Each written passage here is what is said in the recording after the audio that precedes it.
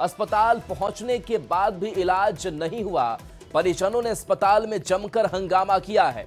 स्वास्थ्य विभाग के खिलाफ लोगों का प्रदर्शन देखने को मिला। पुलिस ने मौके पर पहुंचकर मामले को शांत कराया है। ये एमजीएम अस्पताल की तस्वीर, जहां से बड़ी लापरवाही, जिसके बाद से परिवार वालों का ये गुस्सा देखिए।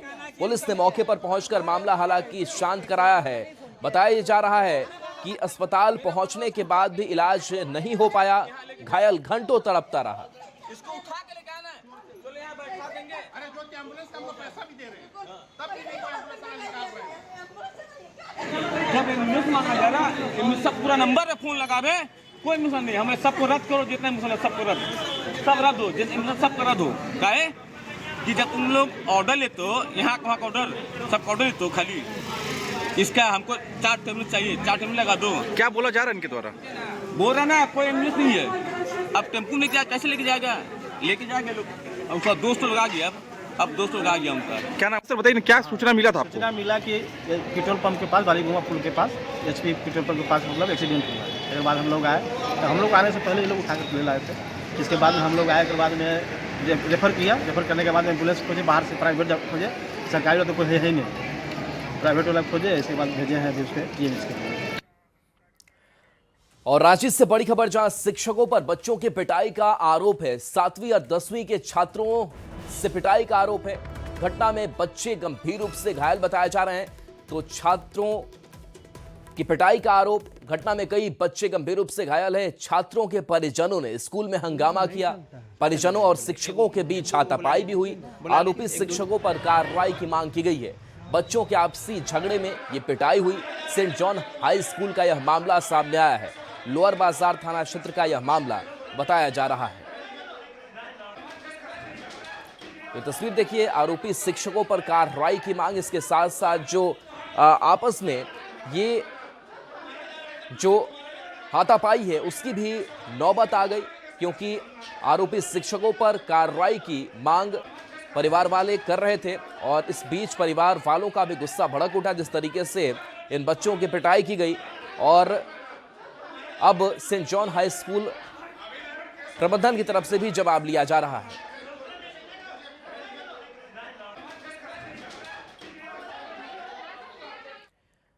और इस बीच बोकारो से बड़ी खबर, जहां बोकारो थर्मल पावर प्लांट से विद्युत का उत्पादन बंद हो गया है। डीवीसी को प्रतिदिन 5.71 करोड़ का नुकसान हो रहा है। इस पॉइंट से छाई ट्रांसपोर्टिंग कार्य बंद है और इसके कारण प्लांट बंद है। झारखंड, दिल्ली, पंजाब सहित अन्य राज्यों में बिजली संकट गहरा सकता है। दामोदर वैली कॉरपोरेशन यानी कि डीवीसी की बोकारो थर्मल पावर प्लांट से विद्युत का उत्पादन बंद कर दिया गया है। इस पावर प्लांट से 500 मेगावाट का विद्युत का उत्पादन हो रहा है, जिसे मंगलवार रात्रि लगभग 1:30 बजे से बंद कर दिया गया है।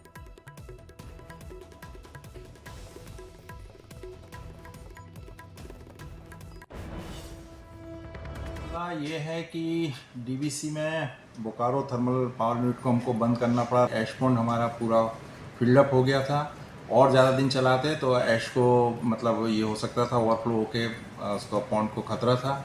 ये सच है और बिहार में इसीलिए हम लोगों ने ये इनिशिएटिव लिया कि इसको प्लांट को बंद कर दिया, जिससे ऐश जाना कम हो गया। कम क्या, बंद ही हो गया।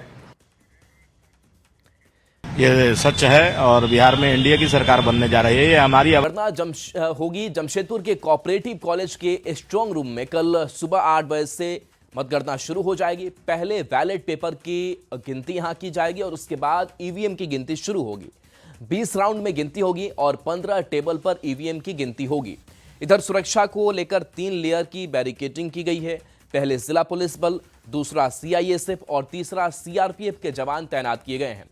वहीं चप्पे चप्पे पर सीसीटीवी कैमरे से निगरानी रखी जा रही है।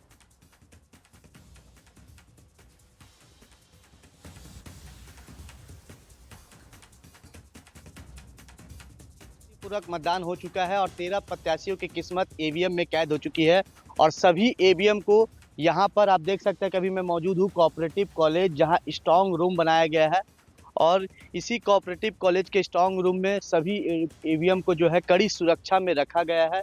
और ये तस्वीर देख सकते हैं, पूरी तरह से 3 लाइन की सुरक्षा जो है यहाँ पर दी गई है और यहाँ पर जो प्रत्याशी है वही अंदर प्रवेश कर सकते हैं। हालांकि दूसरी तरफ आपको बता दूं कि चप्पे चप्पे पर सीसीटीवी कैमरे भी लगाए गए हैं। और बता दूं कि कल 14 तारीख को जो है सुबह 8 बजे से घाटशिला उपचुनाव का मतदान का जो गिनती है वो शुरू किया जाएगा। और तस्वीर देख सकते हैं कि यहाँ पर सीसीटीवी कैमरे लगाए गए हैं और सीसीटीवी कैमरे के माध्यम से जो भी अधिकारी है 24 घंटा जो है वो निगरानी किए हुए हैं, क्योंकि जो भी ईवीएम रखा गया है उसके दरवाजे पूरी तरह से उसी दिन सील कर दिए गए थे। ये तस्वीर देख सकते हैं कि अधिकारी लगातार मॉनिटरिंग कर रहे हैं और चप्पे चप्पे पर पूरे कोऑपरेटिव कॉलेज के जो स्ट्रांग रूम है आप देख सकते हैं दरवाजे को भी जो सील किया गया, जिसमें ईवीएम रखा गया है उसको पूरी तरह से सील किया गया है और चप्पे चप्पे पर सीसीटीवी कैमरे के निगरानी से जो है निगरानी की जा रही है। दूसरी तरफ 3 लाइन की सुरक्षा भी दी गई है। हालांकि इसमें किसी को भी जाने से अनुमति नहीं है। ये लगातार ही सीसीटीवी के माध्यम से मॉनिटरिंग किया जा रहा है। जहाँ भी ये पूरे कैंपस में लगा हुआ उससे मॉनिटरिंग हो रहा है सीसीटीवी का। 24 घंटे आप लोग ये देख रहे हैं। हाँ, शिफ्ट वाइज हो रहा है। अंदर कोई आने जाने का कोई है किसी का? वो जो भी बढ़िया जो ऑथराइज पर्सन हैं जो ऑफिशियल्स हैं उन्हीं को है। बाकी वो भी जांच में किनको दिया गया उसी के अधिकार है। सीआईएसएफ के हवाले हो चुका है ये सब कैंपस। 20 राउंड की गिनती में पूरी तरह से घाटशिला उपचुनाव की जो है वो रिजल्ट जारी होगा। तो कहीं ना कहीं कुछ ही घंटों के बाद जो है घाटशिला उपचुनाव का रिजल्ट शुरू हो जाएगा गिनती और कहीं ना कहीं जो प्रत्याशियों की किस्मत है उसका फैसला होगा कि घाटशिला की जनता ने किस प्रत्याशी को अपना घाटशिला का विधायक चुना है। न्यूज़ 18 के लिए जमशेदपुर से आशीष कुमार तिवारी। घाटशिला उपचुनाव को लेकर 13 प्रत्याशियों की किस्मत ईवीएम में कैद हो गई है। 14 तारीख को ईवीएम खुलने के साथ प्रत्याशियों की किस्मत का फैसला भी हो जाएगा। मगर इससे पहले सभी राजनीतिक दल के प्रत्याशी रिलैक्स मूड में हैं और अपनी अपनी जीत का दावा कर रहे हैं। इस दौरान स्ट्रांग रूम के बाहर बने बीजेपी के टेंट में बीजेपी उम्मीदवार बाबूलाल सुरेन अपने समर्थकों के साथ हंसी मजाक करते नजर आए। इस दौरान उन्होंने घाटशिला ये सच है और बिहार में एनडीए की सरकार बनने जा रही है। घाटशिला उपचुनाव की मतदान शांतिपूर्वक हो चुका है और 13 प्रत्याशियों की किस्मत जो है वो ईवीएम में कैद हो चुकी है। भाजपा के प्रत्याशी बाबूलाल सोरेन से बात करेंगे। दादा, किस्मत तो ईवीएम में कैद हो चुकी है। सही बात है और जो जनता का आशीर्वाद और वोट मिला है निश्चित तौर पर हर कार्यकर्ता का मुस्कान जैसे कमल खिलता है वैसे हो गया। पूरा जनता हर समाज के लोग आशीर्वाद के साथ वोट दिया। इस घाटशिला चुनाव में आपको बैल बोला गया है। मैं आदरणीय दादा हेमंत सोरेन जी को मैं धन्यवाद देना चाहता हूँ कि हमको बैल तो ये क्या पिताजी को भी बैल दिया भैया बोला। तो निश्चित तौर पर जो जेएमएम उसका हम लोग जो खेत खलियान का हाल जोता था वही फसल वो खा रहा है। 2029 में हर विधानसभा में कमल खिलेगा और हम लोग भारतीय जनता पार्टी यही घाटशिला से हम लोग हाल चलाएंगे और पूरा झारखंड में कमल खिलेगा।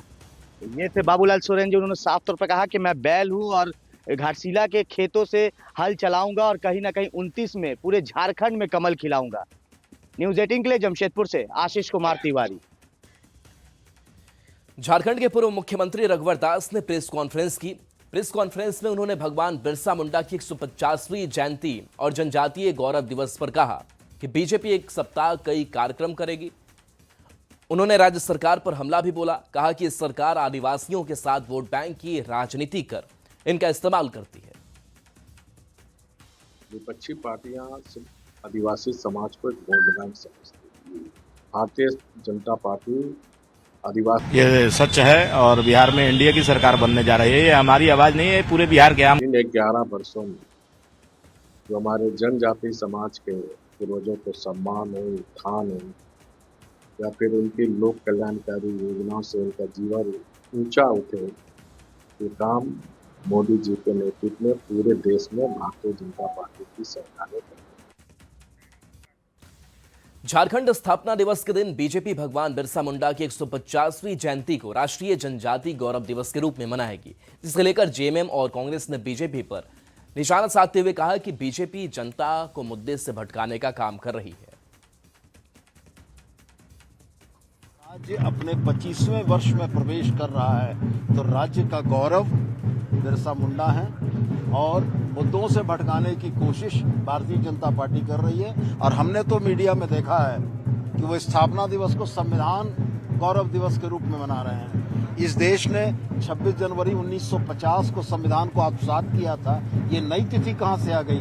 संविधान को न मानने वाले लोग संविधान को मानने का अगर ढोंग कर रहे हैं तो यह भी जनता को दिखता है। जनजातीय गौरव दिवस मनाना भारतीय जनता पार्टी की सिर्फ एक नाटक और नौटंकी है, क्योंकि उन्हें यह लग गया कि हमारा वोट बैंक पूरी तरह ये सच है और बिहार में एनडीए की सरकार बनने जा रही है। ये हमारी आवाज नहीं है, पूरे बिहार के आम के यहाँ है। लेकिन बहुत सारे विपक्ष के वोट चोरी से ध्यान भटकाने के लिए अब ये कभी दीप जला रहे हैं भगवान बिरसा की समाधि स्थल पे, तो कभी जनजातीय गौरव दिवस का ढिंढोरा पीट रहे हैं।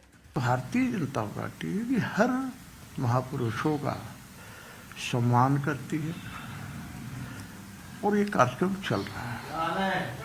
ये जेएमएम वाले, कांग्रेस वाले, राजद वाले, सपा वाले क्या जानेंगे? इन्हें तो वोट से मतलब है। ये तो सुबह से शाम तक दाढ़ी सहलाने में लगे रहते हैं। इनको काम क्या है? इनको सिर्फ वोट के लिए ये देश बेच देने वाले लोग हैं। एक राज्य में सीमित हैं ये, तो इतना इनको जोश हाई है। अरे भारतीय जनता पार्टी का 13 राज्यों में सरकार है, केंद्र में सरकार है, तो उससे तो गुमान हुआ नहीं। लेकिन ये तो एक ही राज्य में उन्हें से पगला गए। 15 नवंबर को झारखंड अपने जन्म की 25वीं वर्षगांठ यानी रजत जयंती वर्ष मना रहा है। झारखंड के विकास को लेकर राज्य के पहले मुख्यमंत्री और वर्तमान में नेता प्रतिपक्ष बाबूलाल मरांडी ने अपनी राय खुलकर रखी। उन्होंने झारखंड के जन्म से लेकर आदिवासी गौरव की गाथा में अपनी पार्टी बीजेपी को सबसे आगे रखा।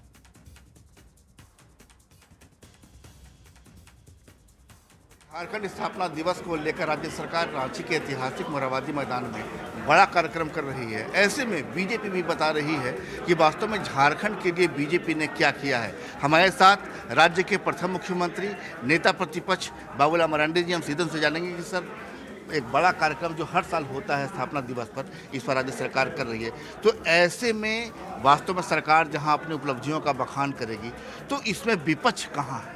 देखिए, उन्होंने आदिवासी समाज के लिए क्या किया, उनके पास कहने को कुछ भी नहीं।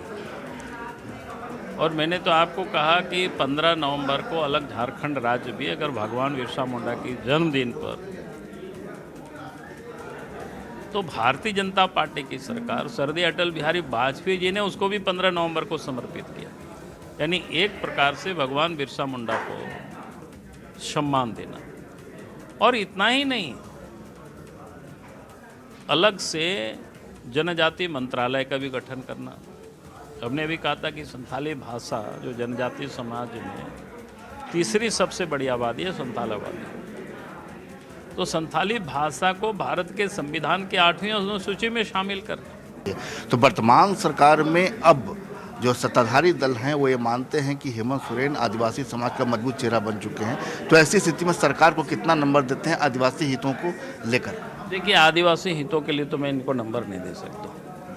हाँ, लूट के लिए कहोगे तो मैं नंबर दे सकता हूँ कि भाई लूटने में ये सरकार पास है। हम वोट के कारण हम राजनीति नहीं करते। राजनीति हम देश के सर्वांगीण विकास हो, समाज के हर तबके के लोगों का विकास हो। जहाँ पर सामान्य लोगों के लिए जो इंदिरा आवास बनता था 20,000 में, प्रिमिटिव ट्राइब्स के लिए अलग से मॉडल बनाए थे 56,000 रुपया में। और फिर जब रघुवर दास जी मुख्यमंत्री बने तो प्रिमिटिव ट्राइब्स के लिए एक नए बटालियन को ही गठित किया गया। आप राज्य के पहले मुख्यमंत्री हैं, लिहाजा ये सवाल आपसे बनता है कि 25 सालों में झारखंड का जो सफ़र रहा है सर, उसको आप कहाँ पाते हैं? राजनीतिक रूप से झारखंड स्वतंत्र हुआ है, उसमें लोगों को जगह मिली, स्थान मिला। और अभी भी सरकार को देखते हैं, पिछले 6 वर्षों से जिस हेमंत सोरेन की सरकार चल रही है उस पर उनको कोई ध्यान नहीं है। आदिवासी समाज के लिए बीजेपी ने क्या किया है, अब उसे बताने की तैयारी लगातार हर स्थापना दिवस पर जो कार्यक्रम होता है पार्टी अब बताने की कोशिश करती है। पार्टी ये भी बता रही है कि राज्य हमने दिया, अटल बिहारी वाजपेयी के कार्यकाल में झारखंड अलग राज्य बना, जनजातीय मंत्रालय दिया गया, जनजातीय गौरव दिवस 15 नवंबर को माना गया। कुल मिलाकर वास्तव में झारखंड स्थापना दिवस को लेकर जो कार्यक्रम होगा, बीजेपी उस दौरान अपने कार्यक्रम को किस तरीके से पेश करेगी, ये देखने वाली बात होगी। कैमरामैन प्रभाकर के साथ संजय कुमार सिन्हा, न्यूज़ 18 रांची। झारखंड राज्य स्थापना दिवस 2025 के अवसर पर नो योर टूरिस्ट प्लेस की थीम पर साइकिल रैली का आयोजन किया गया। पर्यटन, कला, संस्कृति, खेलकूद और युवा कार्य विभाग के मंत्री सुदिव्य कुमार सोनू ने साइकिल रैली के फ्लैग ऑफ कर साइक्लोथॉन की शुरुआत की। इस दौरान विभागीय सचिव, रांची डीसी सहित कई प्रशासनिक अधिकारी मौजूद रहे। इस मौके पर मंत्री ने कहा कि झारखंड के स्थापना दिवस को यादगार बनाने को लेकर विभिन्न तरह के कार्यक्रम आयोजित किए जा रहे हैं। भी बहुत खुशी है इस बात की कि हमारे जिन पुरखों ने इस अलग राज्य के संघर्ष के लिए अपना सर्वोच्च बलिदान दिया, आज उसकी चरम परिणति में झारखंड को युवा झारखंड के तौर पर हम देख पा रहे हैं। लगातार चल रहे कार्यक्रमों की अनवरत इस श्रृंखला में आज यह साइकिल रैली जो धरती आबा भगवान बिरसा मुंडा के जन्म स्थल तक जाएगी, कुटी तक, उसका हम लोगों ने शुभारंभ किया। ये हमारा cyclothon know your Jharkhand Bapu Vatika Morabadi से चलकर खुट्टी तक जाएगा। ये हमारा 3 दिन का टूर है, जिसमें पहला हम लोग का स्टे होगा लतराटू डैम, उसके बाद हम खुट्टी पहुंचेंगे और तीसरा दिन हमारा रहेगा भगवान बिरसा मुंडा का जन्म स्थल जहाँ खुट्टी में है, उनके गाँव में। हम तो हमेशा बचपन से चलाते और अभी तक कभी मैराथन के लिए, साइक्लोथॉन के लिए मैं कभी नहीं गया हूँ। आज पहली बार मौका मिला है और मैं बहुत इंटरेस्ट हूँ कि 15 दिन से हम लोग और प्रैक्टिस कर रहे हैं डेली, और आज इस मुकाम पे हैं अभी और जा रहे हैं हम लोग।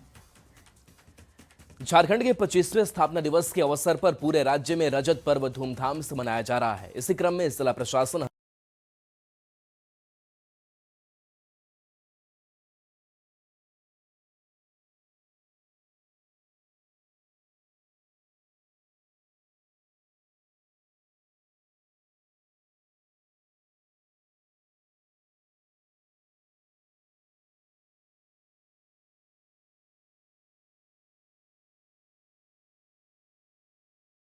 ये सच है और बिहार ये सच है। हेल्दी रहने के लिए भी चलाना चाहिए, तो हम सभी को इसमें भाग लेना चाहिए और सभी को साथ चलना चाहिए। ऐसे आयोजन से क्या फायदे मिलते हैं? ये सच है और बिहार में एनडीए की सरकार बनने जा रही है, ये हमारी आवाज नहीं है। और सभी सहयोग दे रहे हैं, इसमें सबका हो रहा है। स्कूल के बच्चे, शिक्षक, शहर के प्रबुद्ध लोग, प्राधिकारीगण, जनप्रतिनिधि, सभी लोग यहाँ उपस्थित हैं। हम गौरवान्वित महसूस कर रहे हैं कि हमारा झारखंड 25 वर्ष का हुआ और हम विकास की ओर अग्रसर हैं। जिला प्रशासन इसके लिए प्रयत्नशील है। आप देख रहे हैं कन्हरी हिल और इसके आसपास भी 25 वर्षों में बहुत बदला है। और अभी हमारा जो साइक्लोथॉन कार्यक्रम है वो कन्हरी हिल से स्टार्ट होकर और झील में जाके समाप्त होगा। 2 पर्यटक स्थलों के बीच में यह कार्यक्रम आयोजित है। और चलिए एक छोटे से ब्रेक का वक्त है, जल्द वापस आते हैं।